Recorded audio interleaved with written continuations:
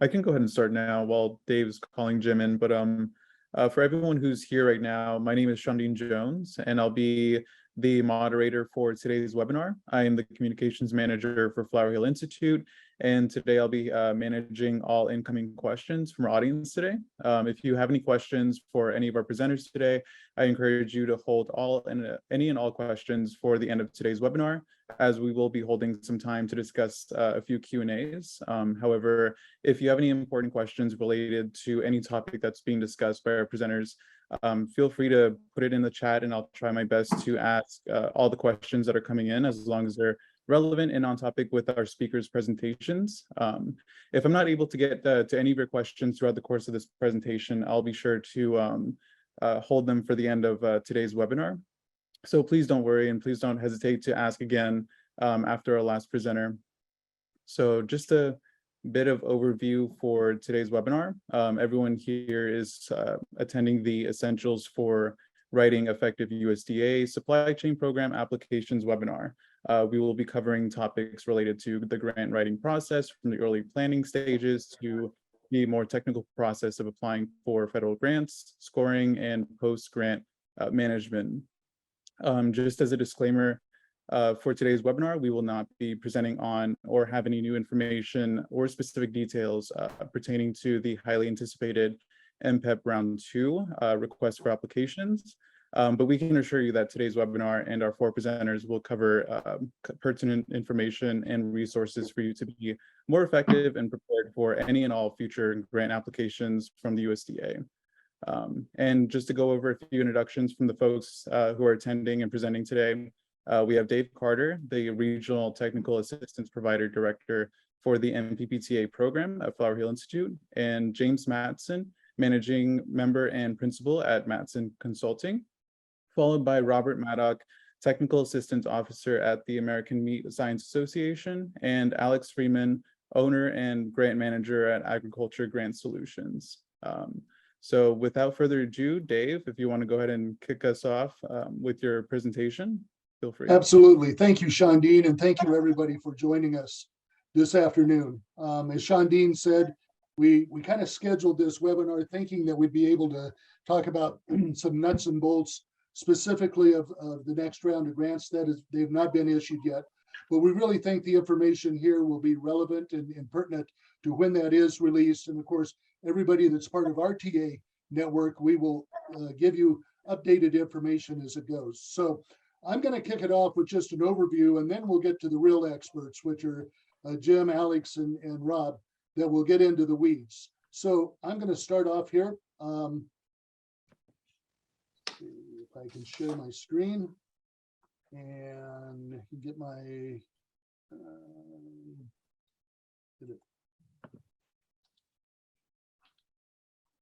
there we go. I'm hoping everybody's able to see that now. So I always go through this, and I'm always a little concerned that maybe I'm the only one seeing it. But you're good. Yeah, we can see it. Great. So this is just the essentials for writing effective U.S. supply chain grants. And, you know, this is a really specialized area. And so we want to talk about, there's a difference between just writing grants, and there's difference for writing USDA grants, and there's a real difference writing grants for meat and poultry processing. So that's really what we want to cover. But first of all, just to give you an overview of the technical assistance that's available to folks right now, if they're involved in developing a meat processing project or thinking about it, there's some great resources out there. And it came about because USDA realized, the Biden administration realized, that we needed to have a more resilient, diverse, and equitable meat and poultry processing system in the US. You know, we really saw during the pandemic the problems that arose when the large processors shut down and producers had to euthanize animals. And, you know, it really showed some structural weakness. So USDA earlier this year committed $1 billion to expanding and diversifying the meat and poultry processing system. But they also realized that it's not just about building new facilities.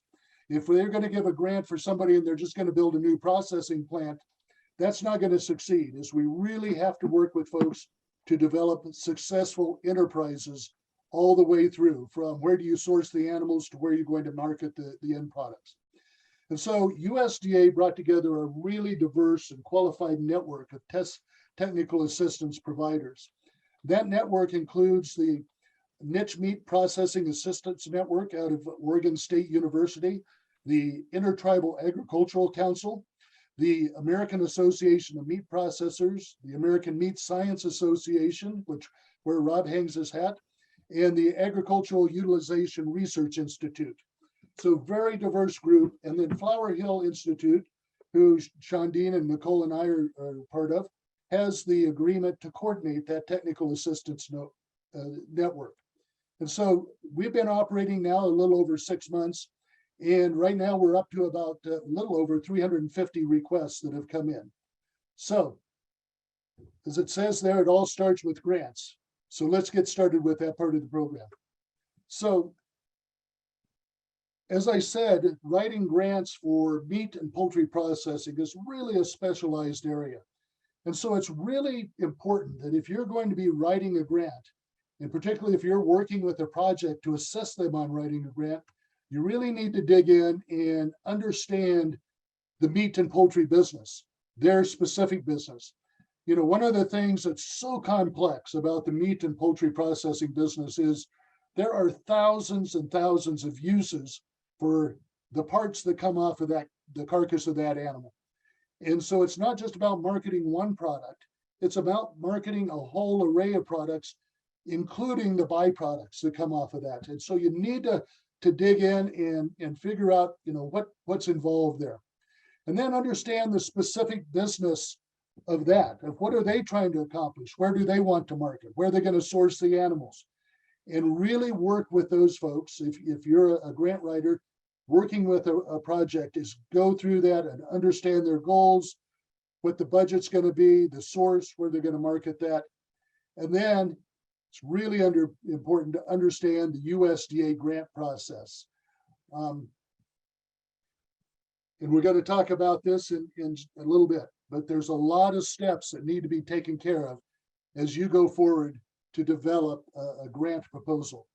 So first of all, before you get started, before even a grant announcement is made, these are some steps that you can do if you're a project, or if you're working with someone who has a project, work with them to go about. And USDA has made some modifications to grant.gov and the registration process. So even if you've registered in the past, it's a good idea to go on and make sure that you are compliant with their new system. So you go into the SAMS.gov link that's listed there, and you set up a SAM.gov account to register, and that's where you get your unique entity ID, what they call the UEI. And that's really a critical thing to get done ahead of time, because this can take a couple of weeks. And if you're writing a grant for somebody and you're waiting until 3 days before you submit the grant, then you're going to be out of luck. So anyway, so you get through this process and you go through that checklist. There's a really, really good checklist that'll help you get started. So if you're renewing, again, because they've made some changes in their system, even if you're already registered, go in there and make sure that you're up to date with your credentials, your UEI, and all of the processes that you need to go through. This is just some information. They've got some nice webinars on there, but just as simple as going through and filling out the required fields, making sure they've got your email address, making sure that you've got the organization applicant profile in there, or the individual if they're applying that way. There's a couple of different ways that they can do that. So with that, here's the basics of then when the grant comes out. It's very important to understand that. And I know Jim's going to go into this in more detail, so I won't beat the bushes on this, but you know, the first thing to do when you get that RFA for a grant is just to take a look at that executive summary. What's the grant going to be used for? What are the funding parameters? Is it limited to certain types of businesses or geographic locations? You know, again, read that executive summary 2 or 3 times. And then it's important to make sure that your client or your business is eligible. Some grants are only available to institutions of higher education or to public entities or to nonprofits. And so go through there and make sure that that you are an eligible entity before going to the work to do that. And then take a look at the real funding opportunity, the minimum and maximum that's available. Is it an advance or reimbursement grant? Spoiler alert here is that most USDA grants are reimbursement grants. So you've got to have the capacity to spend that money and then to apply for the reimbursement. And then the matching requirements. You know, the first round of the MPPEP grants was 20% grant, 80% match that you had to come up with in terms of equity. So you need to take a look and see if that's allowable. And then grants usually have an indirect cost allowance, which is sort of a general thing. They recognize that there are certain expenditures you're going to be making that aren't applicable to certain deliveries, but you need to be reimbursed for that. So just check all of those out. So those are some of the basic things when an RFA comes out at your first glance to take a look. And then you ask, is this a fit? Just because there's money available in a grant doesn't mean that it might be a great fit for your business or for your project. And I've been involved with nonprofits my whole career, and there's a real tendency that when you're relying on grants and those type of things to operate a nonprofit, that all of a sudden there's a carrot hanging out there that there's money available for something, but it really doesn't fit your mission or your business. And so you really, really need to take a look at, if I get this funding, is it going to help me advance my business operations? So that's really the introduction. And now I am going to turn it over to Jim Matson, who I've had the pleasure of working with for almost 2 decades and has a wealth of expertise. And we're hoping that our technology works so that he can share his screen at this point. So go ahead, Jim.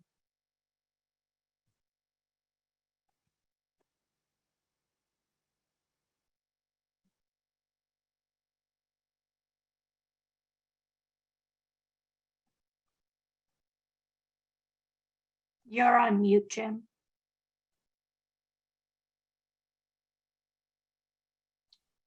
There we go. Okay, is the screen coming through? Are we good with that? It's good. Okay, so I was gonna bounce down and kind of start with stuff. And part of it, what I always say when doing grant writing is, first of all, deciding if the first thing to do is, do you want to do the grant or not in the first place? Does it make sense? And I say a lot of it is talking people out of grants a lot of times is the successful way to do grants. But, you know, and this one and on the meat ones and all these, you know, is your chance of winning the grant worth the effort you're putting in? Or could your firm be doing something else with that time? You know, is that's, you know, are you going to be better off putting that effort into, you know, finding other funding or solving the problem of that day within there? Also, grants are going to take a period until they're awarded. A lot of these USDA grants, you're looking at kind of a 6-month window from the time the grant goes on until the funding is going to reach it. So you got to make sure that you have that window. You know, if they're trying to knock on your door for bankruptcy the next day, grants are probably not the road you need to be taking. So, you know, all grants are going to have access to matching funds. You need to be sure that you have them and are able to put them up during the grant period, because if you can't, you know, you've wasted all your time of getting the grant. Or even if you win the grant and don't have the matching funds, still you're not going to be able to do that. And, you know, grants, you know, fit that golden rule. It's a federal government, in this case, that has the gold, so they make the rules. And typically they make a lot of rules. So, you know, having that capacity on the far end, the staffing to be able to ensure that you can follow those rules, you know, turn in the reimbursements the way they want, fill out the paperwork the way they want it, whether or not it makes sense or not is irrelevant. It's how they want it done with that. So you gotta make sure you have the staffing and capacity to do that on grants. So all those things take time and effort and are part of the cost of these grants when you're doing it. See if we go to the next one. Next one, as I'm saying on that possibility, and this is repeating what Dave said, but I think it's so important that we need to take the time to do that is, you know, is your idea eligible? Does it fit within what they're funding for the grant? You know, if they're funding for a facility and, you know, you want to buy for marketing, that's not going to work.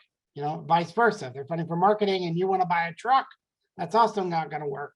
So make sure that whatever it is you're trying to spend the money on fits within exactly what the grant says they're going to fund. They always have a list of things that are, out there that says they don't fund. So double check that also. And when you have a doubt, ask that question ahead of time, because you don't want to waste the time putting together that grant. The other one is your type of business eligible for the grant? Now, some of these, meat ones are open to a lot of different entities, but make sure you're organized with the correct legal structure that will make it fit within the grant. So if it says a tribal entity, you have to be a tribal entity. Same, government, nonprofit, all these, you can't kind of be.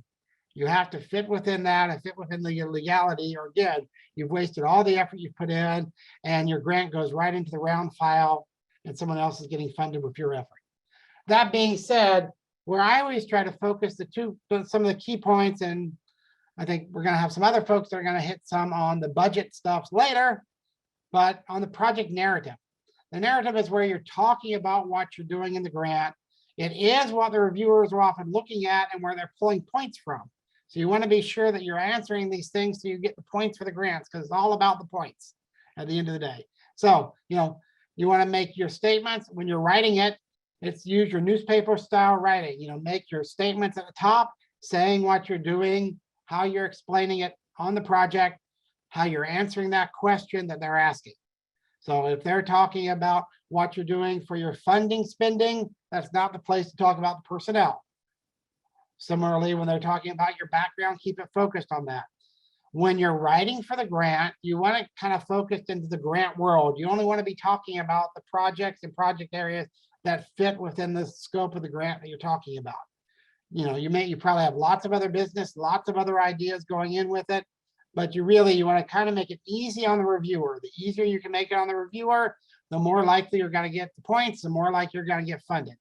Also, no one likes to read, everything in really tight text. We're used to internet focusing, use headings, break your text up, use bullet points. If you're answering a question, put a bold if that's the key point about what you're having.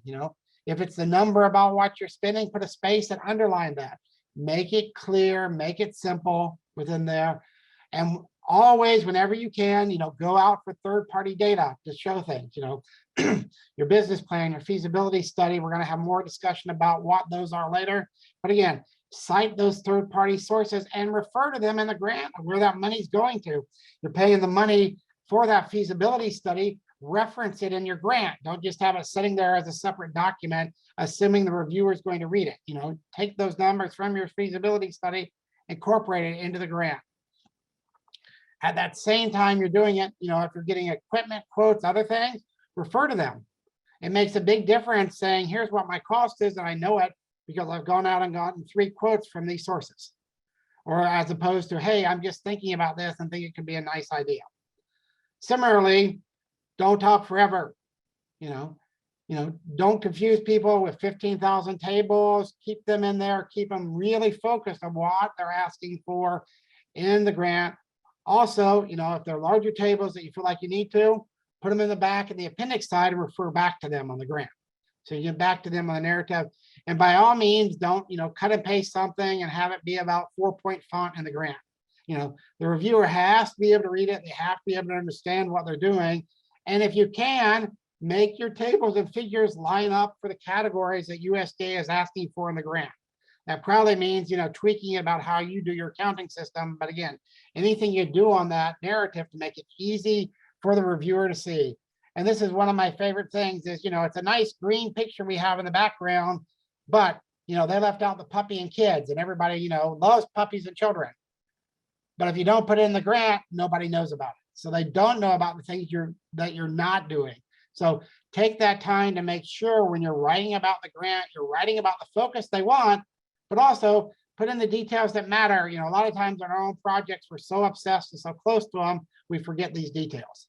So when you're working on it or when you're working with your grant writer at the same time, make sure you have these details in it so they can work on it. They're always on the grant going to be talking about your efficiency. What are you doing? How are you good at this? On the meat side, if you're doing a meat processing expansion, can you get more cows? Can you get more, more critters coming in? Pork, where is it coming from? Do you have enough space to do the expansion? You know, do you have room to park more trailers? Do you have time to do that? Do you have enough cooler space? Where is that coming from? And a big one, this has been a huge one for lots of projects since the pandemic, is that labor and expertise. You know, where are the bodies going to come from that are going to do this? You know, meat processing has a a huge issue with turnover and finding labor. So where is that new labor coming from? If you're expanding, what is your plan to get it? If you know where it's coming from, you have that ability. And then, you know, what's going to happen to the product and where is it going as it's leaving the door? So it's not just enough to build something. This is not a, you know, build it and they will come. Makes a really good movie. It makes a really bad grant application. So where are those pieces coming from? Where are you doing? And then at the end, you know, it's about the money. Show me the money, you know, Hey, show Jim. what you're doing from expenses, and then how much more is it costing for you to do this? So, you know, where are you Jim? going to get for your profitability, where that's going to go to, and how, once you get those profitabilities, are you going to be able to maintain it once the project is over? So not just enough that you're going to maintain it through there. What are your jobs? What are your people you're creating? You know, are you working in a food distance or persistent poverty county? What is happening with that? Who are the people you're working with and where do they come from? We already talked about that over, but give their descriptions. Jim, Talk about where they are. Jim, if I can Jim. interject, yeah, Go your ahead. slides aren't advancing. Oh, they're not. Okay. It's a really good slide. Okay, Yeah, they are on my but screen. we'd So like let me to see some Let me others as try a well, new yeah. share. Let me try a new share and see if that's working. Maybe is that better now? Yes, that's Okay. great. Sorry about that. No worries. Oh, I was reading well. So personnel side, you know, operational efficiency, personnel, where are you going from? I'm ashamed you didn't see my pretty picture on writing your grant. So we're back up to that one, but you know, expected profitability, where are you coming from? Personnel, who are your people? Where are they coming from? Where are you hiring them from? What do they look like? What are your project managers? Why are they going to be able to manage these new people? You know, if you're working with producers, you know, where are your producers coming from? What's happening? You know, where's the animals coming from? Where you're doing it? You know, how's that happening? Where are those pieces coming from? And then, you know, edit. You know, the best work is going to happen if you try to put it together and send it in on one draft, as Dave said, written 2 days before the time is due. It's going to be real obvious. You know, make it sure for the reviewers on that. So when you're putting those pieces in about the tone, about the spacing, about the margins within there, make sure you've done that. And by all means, and this is an easy one to throw out, almost all grants have rules about what the formatting has to be. So whether they're, you know, 1-inch margins, typically often 12-point font, sometimes Times New Roman limited to. Make sure you're following those. Those are just easy ways to have your grant thrown out. You know, you just don't want to go over those. And if you go over the page limits, typically they will either get rid of the grant or stop reading when they reach the end of the pages. So in those places, make sure you're doing it, make sure you're following it, and take the time to, you know, have somebody look over it, read it for grammar. There are great programs out there, you know, your Windows thing, Grammarly, lots of other programs that you can run things through to make sure the grammar works. I also say that as you're doing the grammar, we have lots of jargon. And make sure that you try to not use, you know, everything being an acronym sitting there. It makes it really hard for people to review, because these reviewers are looking through lots of grants and trying to remember what you're meaning with your acronym from the one they read 20 minutes before. It's very confusing. So try to limit that and limit enough, you know, as you're talking, you know, you're having people that understand some about, you know, the meat industry when they're doing it, but don't go into huge amount of jargon stuff or take a moment to explain some of that. And again, I'll go back to this, and this kind of overlaps what we're doing on the next one, but provide that support. Use that feasibility study, that business plan you have, you know, refer to them. You're spending money on it. Get industry statistics as to why you can, you know, expand your plant and why there's a market from it. You know, basically it's kind of showing what you know, that you know what you're talking about, and that other people, you know, can come back in there. And those are the sort of things that will make your proposal come out. And again, we're going to go over this later, but I don't think we can say it enough times. It's all about the points. That's the whole part of this. Your job is to answer the questions and make the reviewer's job as easy as it can, make them feel like this proposal is reasonable, that it makes sense to them, they kind of know where you're heading, and that if they give you money, you're going to be successful, and they're going to be proud that they were part of funding this project that's unique and special. So those are kind of the key areas on my side. I'm gonna stop sharing. I guess I only showed for about half of it, but stop sharing and go. And I believe is it Robert who's up next.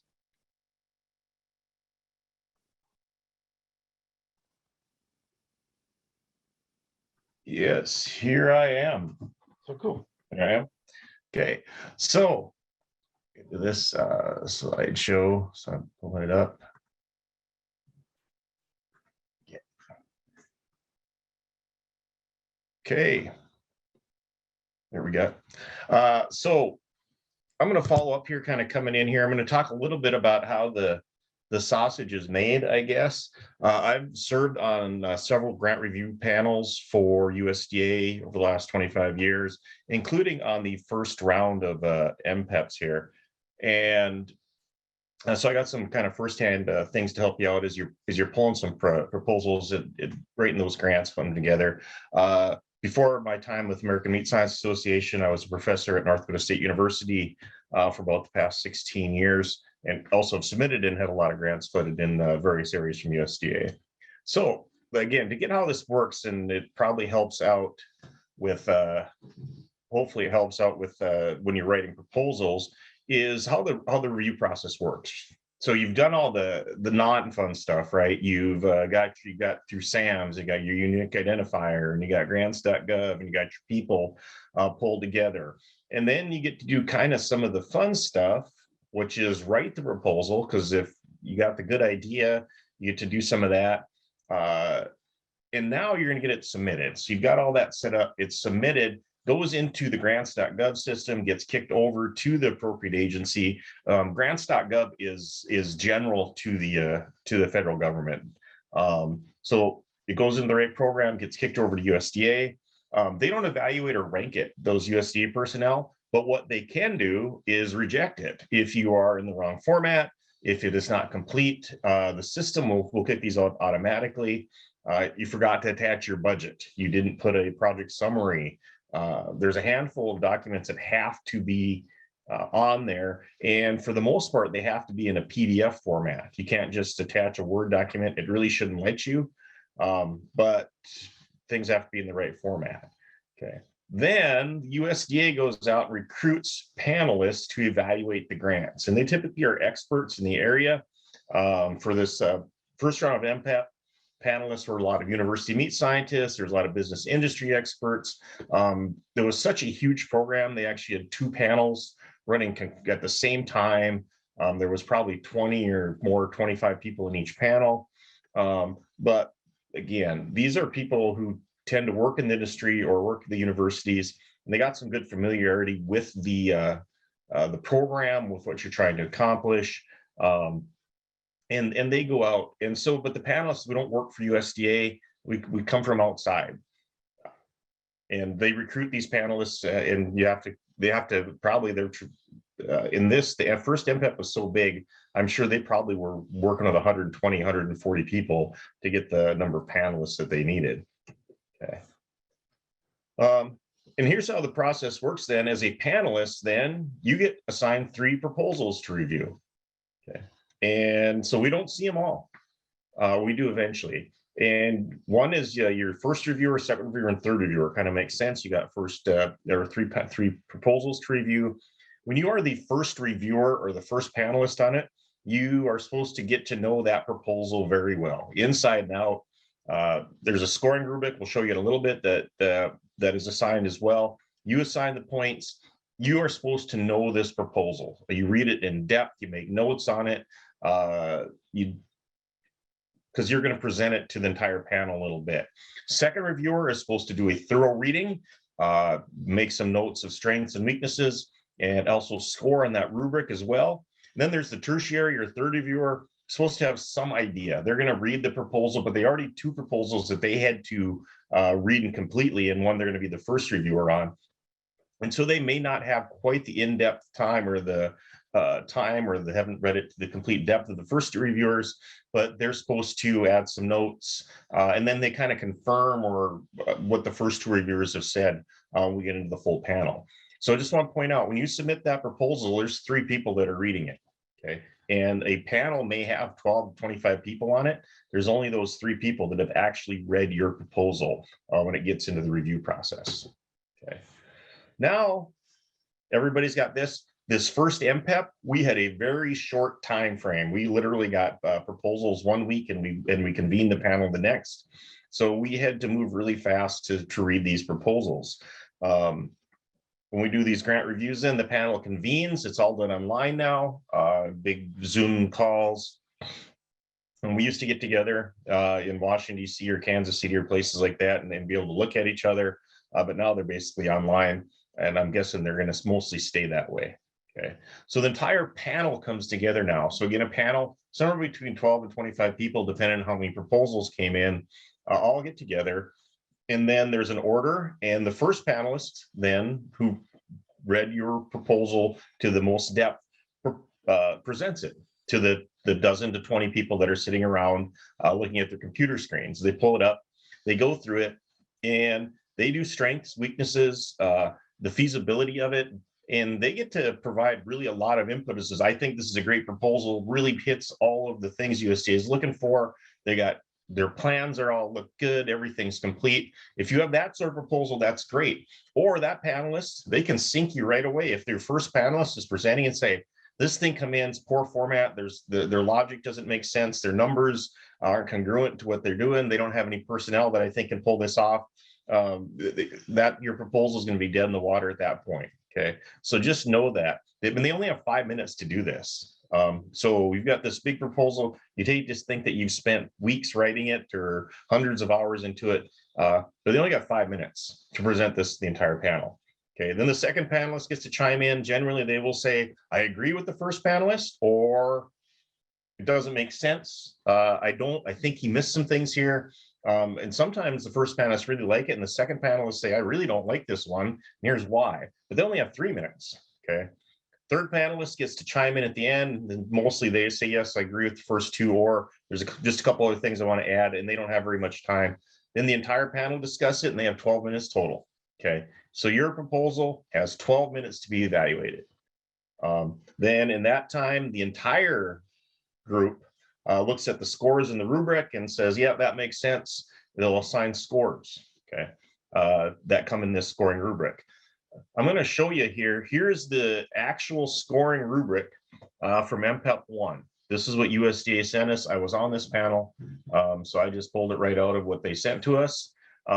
Number of points and these are available too when you write this, but just so you kind of know this is right out. I'm not going to read all of this, but basically, the biggest part of points was the viability, feasibility, and readiness. Does this project make sense? Do they have the ability to do it? And is it feasible? And there was 40 points there. And you can see in the rubric there is 0 points if you didn't provide any information, 1 to 10 if there was just minimal, right? And then 11 to 40. And so again, your reviewer 1, reviewer 2, both put these points in. There's some discussion, and then the full panel gets to have some input as well. The next one, part 2, market opportunities and market impact. Again, this is, well, in this one too, they wanted to make sure that the big processors weren't involved. So none of the top 4 processors that could kind of be put in there. And so we didn't, USDA wasn't necessarily giving money to the big guys. Important things there, right? Is there substantive information provided? You look at that 6 to 20 points. Is there potential for worker to meet consumer needs, price transparencies, all of those things. So it's important to have this rubric in front of you as you craft this grant. Okay. There's another one, community impact and support. This is a big one. But you notice the points are getting lower. This is only 15 points, how big of a impact is your project going to have in your community? If you're in rural New Mexico, going to put together a processing plant that's going to feed a lot of people, that's going to score a lot of points versus if you're going to build a plant in suburban Chicago, right?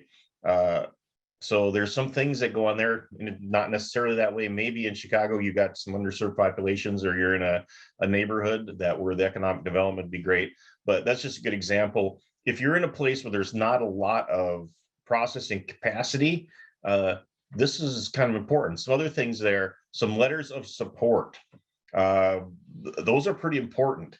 And if you got the time, local economic development corporations, state governments, state economic development things, departments of agriculture, Farm Bureau, the Forest Service, lots of places in North Farmers Union, those sorts of things. You know, we hit the IAC for those people who are doing that, or you've got a lot of these NGOs out there that can write letters of support, but local too. You know, yes, we are the local ranching group, or the Beef Cattle Production Association in whatever state, and we think this is important. So that can be important to get those letters of support. Again, the point numbers are going down, but those are pretty easy, and they're pretty easy sell. And those they have letter support. They help a lot because it kind of those flow over a little bit, and I think they influence the feasibility scores as well. Okay, personnel, it's only 5 points, but you have to have it. Right? Is there a lot of information? Who's going to be the owner? Who's going to run this place? How are you going to pull the information together? Okay. And then in MPPEP, there's a little bit, there's some construction labor stuff here, a little bit weird, I think, because this doesn't show up under normal USDA grant reviews, but there's some wage requirements, construction firms, those sorts of things. So there's some, again, some social aspects to this under 4B. Operational workforce, how are you going to pay your people? Do you have enough people? How are you going to retain them? All of those points come together. And then when you put this things like, compensation benefits, we intend to pay the prevailing wage or above the prevailing wage. We'll provide full benefits. Of course, if you say this in your narrative, you also have to have it in your budget as well. This is kind of the same thing over again. And here's how it looks when they get done. And ultimately, your reviewer number 1 is going to fill out this form and upload it to USDA. Okay, they're gonna have the ports, they're gonna have the strengths and weaknesses. So when that grant is prepared, and I think I've got this here, so I'm just gonna show you this. This is the kind of the thing that gets uploaded at the end, all this sorts of things, as well as an overall points. Just heard points are where it's important. So what happens then is during this discussion, the first panelist takes notes, and then there's a review system.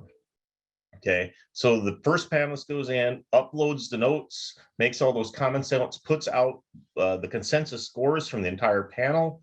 Then the second and third panelists go in and they can add additional notes, those sorts of things. And when the third panelist finishes, it's locked. Okay. After however long it takes, 2 or 3 or 4 days, I think the first round took about 3 days for each panel. USDA, we come back together, we reconvene the entire panel. A spreadsheet is brought up with the total points, the name of the project, and the strengths and weaknesses, and the entire panel goes back through it. And you'd think, well, this can be really difficult, but the panels I've been on, these things tend to sort themselves pretty well. There's typically a cluster of high quality proposals that float right up to the top that are generally agreed upon. Then there are some good ones that maybe have some holes, and then there's some very obvious ones that they weren't ready. They didn't have the personnel, they didn't have the idea, things like that. So they do kind of run into these clusters and get ranked out and scored, and then we kick them over to USDA, where they're going to make those final funding decisions for the MPPEP that went through AMS and then over to rural development as well, which I understand is probably one of the reasons why we haven't heard the funding, because this was in early June, I think, when we did this panel. Okay, important things to remember. It's only 12 minutes. The entire panel only sees your proposal for 12 minutes. Okay, the 3 reviewers, they're supposed to know it well, but it's got to be sold in a hurry, and you got to make a champion out of the first reviewer. Okay, if that first reviewer loves your proposal, the chances of getting funded are way high. If for some reason they don't like it, you didn't do a good job, your format, your logic doesn't flow, your numbers aren't good, something doesn't make sense. And again, if that first reviewer says, you know, I really don't like this proposal, I don't think it fits, it's dead in the water for the most part. Okay, so you got to sell that out. So you're in the first one, make sure the format's right, make sure it's pretty to look at, lots of white space, good headings, that narrative, the budget, all those other things are pretty important. So how do you sell this? Okay, if it's not in the standard format, it may be rejected. Sometimes it isn't. I saw some proposals that looked like they were PDFs that had been printed, scanned, and then uploaded instead of uploading them directly. As a result, they were a little off kilter. You could see some were faded. They were a little hard to read. Unfortunately, if it was a great idea, that isn't going to score quite as well. So make sure your format is tight and it's easy to read. Okay. The other important information, the idea, the plan, the feasibility, that's that 40 points right up front. You got a good idea. Well, we want to build a beef packing plant. Where are you going to build it? Where there's a lot of cattle. Okay, that's a pretty good idea. What's your plan to do it? We're going to bring some groups together. We got some investors. You know, we're going to do this. We got this marketing plan. We've already got letters of support from a couple local grocery chains there. Now we got some plan and some feasibility. If we can find all this as a reviewer laid out real easy, it's going to score pretty good. If the reviewer, if you can say, we got this feasibility study says that we're going to make a ton of money selling pork sausage to someplace, and then you don't provide any numbers, you don't have any tables in your proposal, and we got to go find and dig through the feasibility study later on, it's going to be tougher. It's not going to score as well. And that's just how people work, right? And I'll say this, in the first round of MPPEPs, when we sat at the panel, most people had a pretty good idea. They wanted to increase the resiliency of the food chain. A lot of it was in underserved populations, rural areas, places where there's lots of livestock, but not a lot of processing. But it was hard. They didn't sell it very good. It was, and some of the feasibility studies, for example, were not, they weren't believable. They had some returns on investments that were just off the charts. And so those sorts of things can matter as well. So put the important things in at the top, sell this thing. You can be redundant, right? If you got something in your feasibility study, you want to put it in your narrative and then refer back to it, that's great. But hammer away why the idea, plan, and feasibility are good. And it's okay to say things more than once, but you don't want to make it so it's the same thing over and over again as well. Okay. When we got these, like I said, we had maybe less than a week to read them. Some of the proposals were over 1,500 pages. Okay. I guarantee it, and I know it because I was a reviewer, we did not read all 1,500 pages. And a lot of that was tied up in the environmental impact studies. Some of those were several hundred pages long. Basically, I know when I talked to some other reviewers, said, yep, they've got one. It looks like it's okay, but really didn't weight it very much. Okay, I think USDA took a look at these a lot closer, depending on the locality where the project may go on, to make sure that if you were in some place that has some more stricter environmental standards, that you had the ability to do the project. I think that's pretty important. But again, these reviewers aren't necessarily experts in environmental reviews. They kind of made sure they were there. But if you start throwing out, you know, we saw some feasibility studies that were 120 pages long, where 70 pages of it was a narrative. They didn't get looked at. We're going to flip and look at the tables, for example. But you need then, if you have somebody do a third-party feasibility study for you, you need to be able to pull those tables out, whether it's the pro formas, the cash flows, the returns, whatever you got in there. Put it in the narrative. Don't say, hey, the feasibility study says we're going to make a ton of money. Pull that information out, put it in the narrative. Said, according to the feasibility study, if we have these, in this scenario, given these inputs, these marketing expectations, we expect that we should be profitable. And then you can refer back to those pages or some part of the feasibility study. That is a lot easier for a reviewer to look at, okay? And then the highest rated proposals definitely had a plan to succeed. All right, they had everything there, but they had a plan in place for a feasible project where they were going to succeed. There's my information. I probably ran even a little long. but we'll take questions at the end and get on to the next speaker. So I'm going to stop sharing. Hopefully, if I can make my mouse do what it's supposed to here. Nope. There it is. Stop share.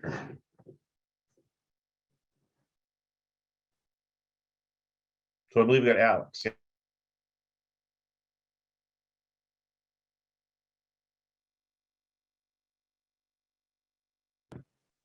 All right. Well, first of all, thank you everybody for joining us today. Thank you, Flower Hill Institute, for putting this on. Rob and team, Jim, all good information. I really wanted to say a special thanks to a few people who we glossed over at the beginning of this as we go through the journey in helping our meat processing community. Two very core institutions that we should owe a sincere thank you to. First one is the Niche Meat Processors Association Network. Rebecca Thistlewaite and David and her team there have done an excellent job, I think, collaborating with the Flower Hill Institute to make sure that this entire industry of professional consultants is up to date about what's going on specifically in niche meat processing, small and medium processing enterprises, and being able to best serve them. So thank you to those guys, and then obviously AMP as well, the National Association, American Association of Meat Processors. Chris Young and his entire team, nationwide, they crisscross the country at trade shows and are very representative of the people that they serve in the association. So I know we have a good chunk of people on the webinar today. So many of you might be professional consultants in that capacity, but if you are, a livestock producer or a meat processor listening in, definitely make sure that you leverage the maximum those resources available to you through the Niche Meat Processors Association Network and AMP, and then your state associations as well.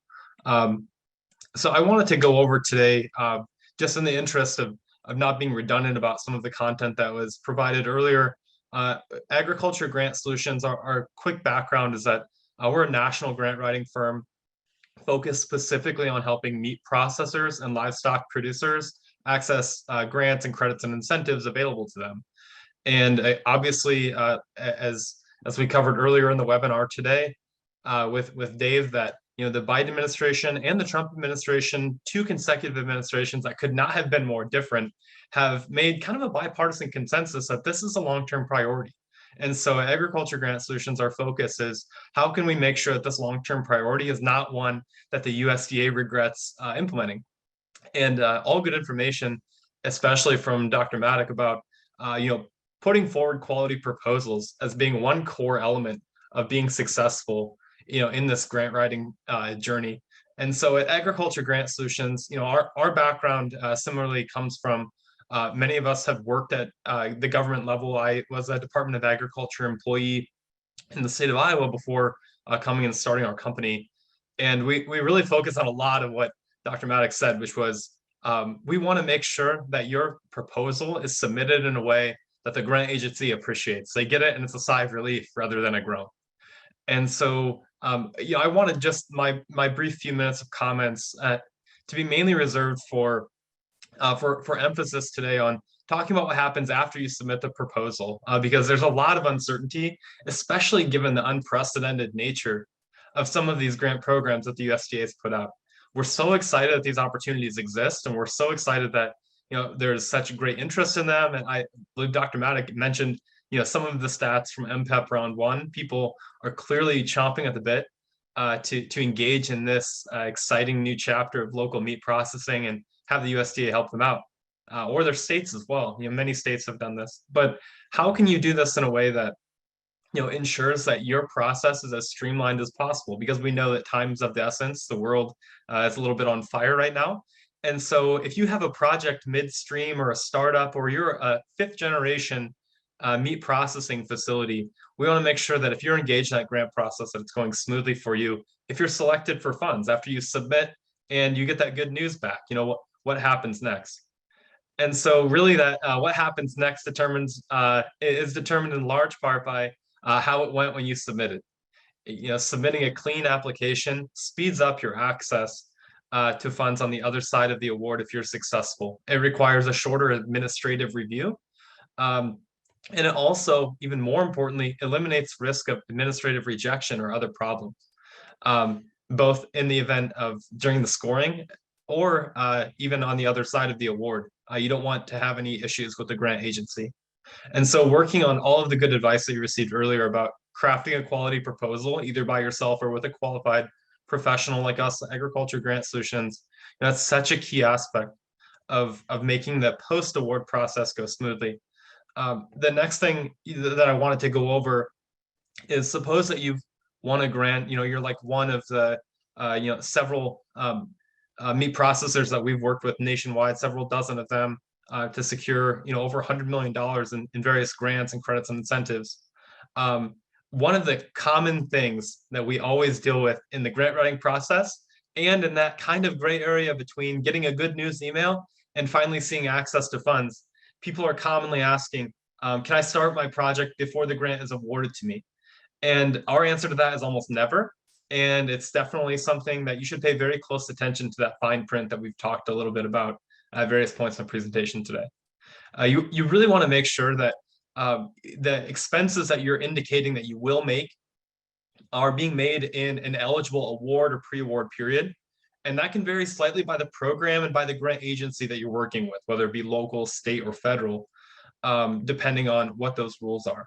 But really practicing good due diligence before you make any substantial investments, like Dave had mentioned earlier, many grants, especially through the USDA, are done on a reimbursement basis. So you don't want to be caught with your pants down, so to speak, and make an expense that is maybe in the grant, but you did it the wrong way. You really want to work closely with a qualified professional and your grant writing, your grant specialist at the agency that gave you the money, to make sure that your expenses are being made the right way. The next thing that we often get asked about is if you can change the grant budget after you win.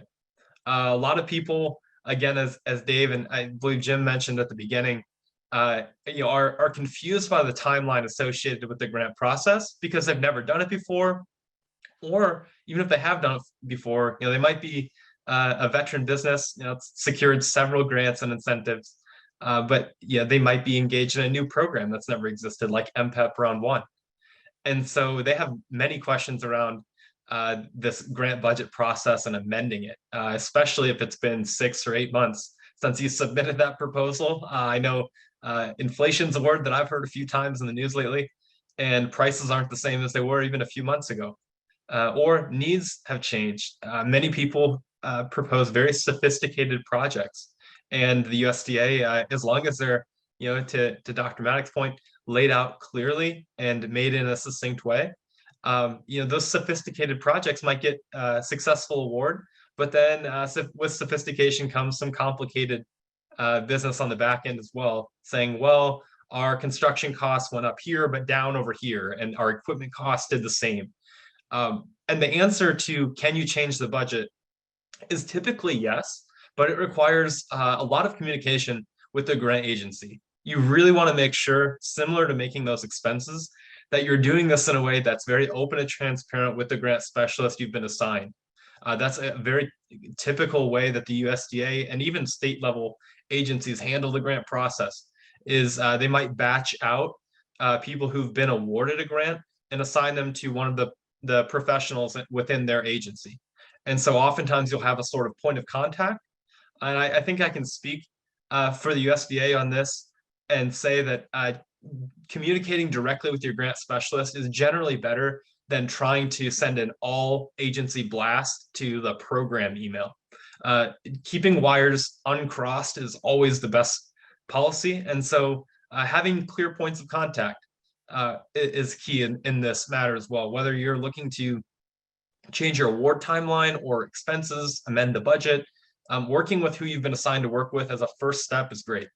A lot of people want to jump over the heads of everybody because they assume that the government is some sort of bureaucracy that responds well to that. But truly just working through the channels that you've been assigned to is a great solution to some of these complicated questions that invariably come up during the grant process. And that, maybe I should end this slide with that common note as well, and say it's okay if you have questions. It's okay things between that successful award notice and when you look to implement your grant award don't look the same. Things happen, but communication is key, and organization is also key. Going to the USDA with a blank check request to blow up your budget and start over with a new grant, to Dr. Maddox's point, the USDA will likely reply to that and say, well, we scored your entire proposal based on some assumptions about what you're going to be doing. And if you blow that up, we're not so sure that we like this project anymore, or you can complicate things but by not keeping clear records and making small but concise requests in those amendment or question type processes. I really wanted to avoid too much text in our slides today and just kind of make this a conversational presentation. But there were a few other things that we've gotten pretty routine requests about that I figured I'd touch on briefly, and then maybe follow up individually with people afterwards, because a lot of things in that, especially in that post-award grant process, after you've written a nice proposal and given that grant award, these things tend to start to get individualized, and it becomes hard to talk about them with too much generality. But we went over budget amendments. The other thing that we'd mentioned briefly is regarding the reimbursement requests and other reports and documents that are required to be submitted to be successful in the administration of the award. Really make sure that you're doing exactly what both Dave and Dr. Maddox said, and that is giving the USDA the information, or the state, the way that they want it to be done. And at Agriculture Grant Solutions, we offer numerous resources to help people kind of hold hands and get through this process. I know the Flower Hill Institute has also worked on kind of a free version of some resources on this as well. But a common thing in reimbursement requests is just the theme of keeping good records and ensuring that you have the infrastructure set up, especially if you're engaged in one of these really exciting MPPEP Round 1 or even MPIRG inspection readiness grant proposals. That's several $100,000, several $1 million. Keeping good records is absolutely critical. And in our opinion, Agriculture Grant Solutions, that starts with good preparation before the award is made. So setting up the infrastructure, the bones. Are you going to keep things in Google Drive or ShareFile on your desktop, which we don't recommend? Cloud-based storage is preferred for the security and unknowns that happen with localized storage of things. So doing your best to set up that infrastructure to be successful with record keeping, good records is key. And then providing those records in a way that is intelligible to the USDA. And again, some grace, I think is key. I've really liked this presentation today because, especially what Dr. Maddox said and Dave as well, about some of the human elements of the grant process. The grant reviewing is intensely human of a process. Just like administering the grant award is intensely human. The grant specialists, you might look at them as a representation of bureaucracy or something, but actually they're just as frustrated as you are that this isn't any easier. And so just being kind and gentle with people, I think, goes a long way in that process. So emailing the grant specialist questions was the other thing that we commonly get asked about. And this goes to what we're saying about this human process, is that it's okay to directly communicate with the agency, float ideas before you do things. We've unfortunately seen a few different instances of awardees, begging for forgiveness, acting first and asking for forgiveness. That might work when you're a child or something like that with your parents, but as we get into these more complicated situations, I think that transparency in advance of any major decision is going to serve you well. The common theme that I really wanted to leave off with is quality in equals efficiency out. That is a very common theme that we've seen again and again, whether we're writing a $50,000 grant at the state level or we're writing a $2 million grant at the USDA federal level. If you put in a quality application, keep good records, and make sure that all of your information is presented in a professional way, whether you manage that on your own or you tag team and hire a consultant to work with you on that sort of thing, you're going to get efficiency out of the process. The headache will be smaller, you'll get the money a little faster, things will move smoother. If you put garbage in, you get delays out. The longer that you wait to begin the proposal, the less clear the budget is, the more amendments you need because your costs were way off. They weren't realistic, even if you managed to get awarded. with some of those estimates. And that all results in administrative delay and frustration. So doing your best to create a quality proposal, make sure that you get efficiency on the other side. I think that's all I have to share. I've left our contact information at the bottom of this slide. Would really encourage you to reach out to us directly with any questions, maybe specific to your plans or ambitions. But otherwise, I'm just very grateful for the chance to join today. Our team is very thankful for all the support that we've received from the meat and livestock community, and look forward to being a long-term partner to help people succeed in this space with grants and incentives. So thanks, Flower Hill, again for inviting us and putting us on today. No worries. Thanks for that, Alex. Thank you to all our presenters who came in today. Alex, I actually have one question that was specific to your presentation. So someone asked and quoted, what is it meant by edits by the grant agency, and what kind of editing does USDA do to projects? Oh, that's a great question. Yeah, that's so a common thing that we see is that, for example, we take the inspection readiness grant. You might get your proposal 95% right, but you might have some things, I think like Dr. Maddock put it, that there might be some holes in the proposal, but you still win the money. Or there might be some things that you wouldn't even call a hole, but just something that you didn't spell out the precise way that they were looking for. You maybe miscategorized an expense. You put it in supplies and it should have been in equipment. You put it in construction, it should have been in contract. These sorts of things are typical errors that I think, as long as you don't make them in a systematic and absolutely flagrant way, don't tank a proposal necessarily, but they do require some editing if you win. And so those are the sorts of things I was referring to is, hey, I put down a $3,000 bandsaw in equipment because in my brain that's equipment. Well, to the USDA that's called a supply because it's less than $5,000. And so that's one example of an edit that needs to be made. But again, that quality and efficiency out. If you read the rules closely before you submitted that proposal, got those budget categories right, you wouldn't be making that edit, and you'd probably be a week or two ahead in the process. Awesome. So we are currently at the end of our presentation, and we do have like a few questions coming in. Just to kind of cover most of the questions, today's webinar was recorded and will be archived on the Flower Hill Institute YouTube channel. So I'll provide a YouTube link in anyone's answers that are being asked right now for the questions of where this will be archived. And just to go down the line, someone asked, is there a benefit, and also Dave kind of touched on this a little bit in the answers, but is there a benefit from utilizing these grants over just going to a bank or for funding? And feel free to chime in, any of our presenters who might be able to contribute.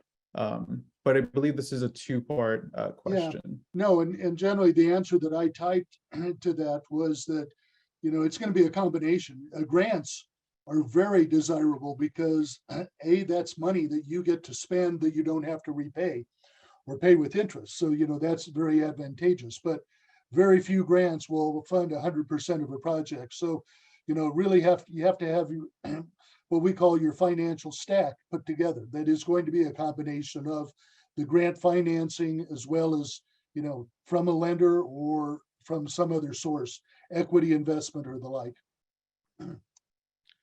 And I was going to comment back again. Sometimes it depends on timing, And I always think of it as a circle of funding. You start with your own money and it sort of expands into where you can get. And obviously, if you can get somebody else to, Dave said, to help to fund that, that's nice.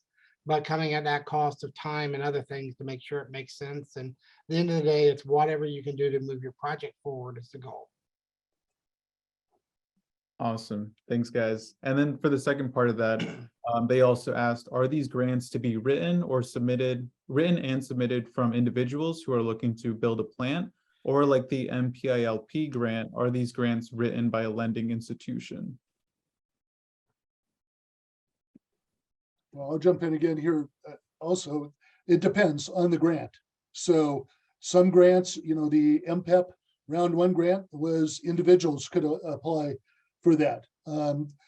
So that's where the first thing when an RFA comes out is go to the eligibility section, and that will list all of the entities, types of entities that are eligible to apply.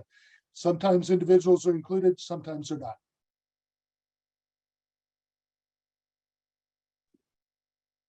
Thanks, Dave. And then just a few more. We got about 4 more questions that just came in. So someone asked, do the VAPG proposals go through the same scoring process? I'll grab that one because we end up working on about 10% of those nationwide every year out of our firm with those. They have a different scoring process than the MPPEP, but it's similar. Those have one score that are done at the state level where you're submitting it in. Then you have 2 scores that are done from independent reviewers. They don't have that panel approach. So the reviewers are doing it and turning it back into the USDA national office for those. So those are very similar, So it's the similar logic that Rob was talking about within there, but the actual mechanism is slightly different. So that one you will typically turn into a USDA state office in the state you're resigning. They will provide 1 score, and 2 other scores will be, again, independent reviewers who would do it, and they will not discuss with each other. So you don't have that panel approach. They're just turning their scores in and looking at. And this year you had to score 70 points in order for that one to be funded for those. So if you weren't scoring higher than 70, back again about those points, then you didn't get money. Thanks, Jim. Another question kind of covers equipment and supplies. And the question goes, when it comes to equipment and supplies, how specific do you need to be? Do I need to state it as handyman stuffer, or can I just say, quote, stuffer? And how much details are reviewers USDA looking for? I'll take the first swing at this one. I like this question. There's always an advantage in having additional information in your proposal, and I think this also can be a huge benefit when you're telling that story that Dave recommended you tell of who's doing what. All the W's that you learned in some high school class about who, what, when, where, and why. The more that you can tell people about, well, we'll be buying this from this company, and their representative will actually be training our employees on how to use it. And that training will start in October, end in December. That sort of thing is always beneficial. But that also being said, pay attention closely to the template application. If there isn't a specific request for this sort of thing and in the scoring criteria, that probably means that it's not required, but I think you would benefit from including that information whenever you have it. And I know that USDA is typically agnostic about the vendor as long as it's a qualified, professional, and reputable source to be sourcing things from. But that being said, that doesn't mean that you just get to ignore this entire question, and would definitely encourage you just to put forward an organized proposal, and that does include showing some forethought about where you'll be buying things, who will be training your employees, and why that equipment is important to you. So that would just be kind of the short answer I'd give on that. Yeah, and the bottom line is, I don't think it's imperative that you list exactly manufacturers of things, although it's advantageous, but you need to be very realistic in the cost. So, if you're putting in that you're going to buy a roll stock machine for $40,000, I want to know where that's going to come from, because that's not how much most of those cost. And we like to see quotes in the appendix. If you've got a quote, you went to that effort of doing it, showing kind of what the pricing structure is and having that in the appendix. And so then they can refer to it if they want more detail on the review side. Awesome. And it's also important to recognize that with the time lag when you submit a grant to when you may receive it, if you don't have a quote locked in, you may want to factor in a little bit of inflation in there, because equipment prices have not been coming down over the long haul. Just to pivot a little bit, so this next question is going to be more about the format for submission. And someone asked, it's been mentioned that the format for submission is important. I've been applying through an online format. Is this still something that needs to be considered, or is the online application uploaded appropriately? I think I talked a little bit about format. So when you're in those fillable PDFs or the online forms, that's going to upload that appropriately. It's when you get into the project narrative, the project summary, that the format starts to come together where you actually have some control over you put things together, or the budget narrative. So that's where, if it gets super confusing, you know, it's just dense words, those sorts of things, in terms of format. But yeah, if you're using the upload, if you're using, you know, you got a basic grants.gov, use their forms, that's going to upload the right way. It's the part that you have control over that you need to do some thinking about. You know, and if you can't, it doesn't even let you freelance, like I said, on those PDF forms that you're going to upload. But the things you have control over, really put some thought into how those look.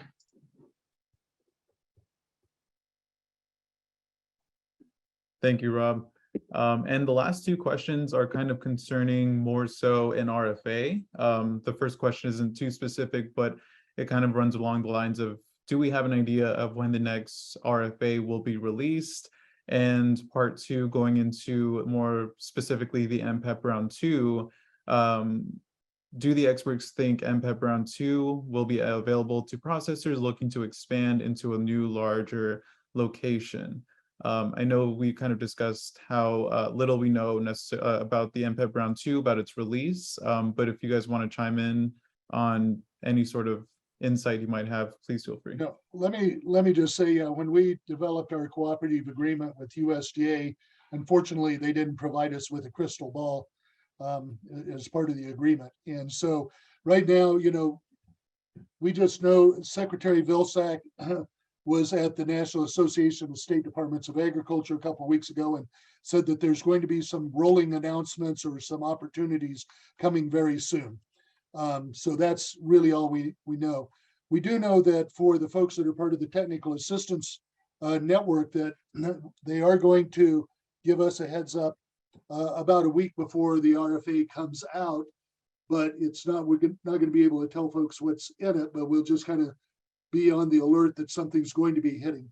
And then in terms of what it can be used for, I would say the assumption is, yes, exactly. That's what it will be tailored for, is expanding the like. That's what the first round was set. But I don't want to, you know, start making any predictions that people will start banking on and then have the RFA come out and be different. So I'm hesitant to say anything there. Awesome. Thanks, Dave. And we are kind of 15 minutes over the hour, but we could probably fit one more question in. So someone asked, as a professional in the industry, can I sign up to be a reviewer for grants? If so, how do I do that?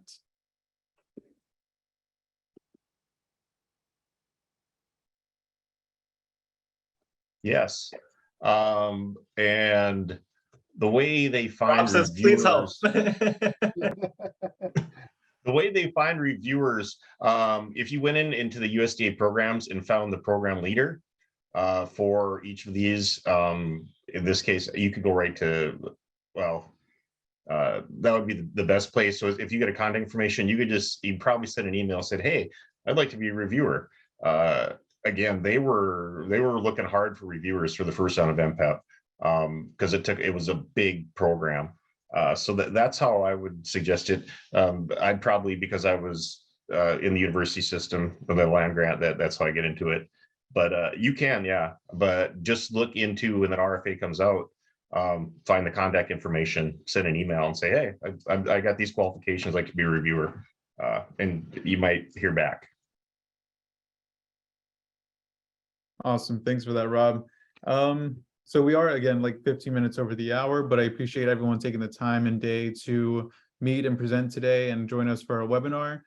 Today's webinar was recorded and it will be archived on the Flower Hill Institute YouTube channel. So anyone who's interested in running it back, if they missed anything, I will be able to give you the link, and you guys can also contact us directly at usdata@flowerhill.institute.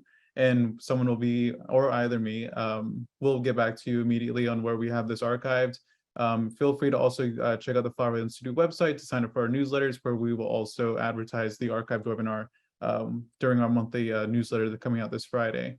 But as far as now goes, appreciate you guys taking the time to present. and have a wonderful Wednesday. Great. Thank you, guys. Thank you so Thanks, much. everybody. Thank you all.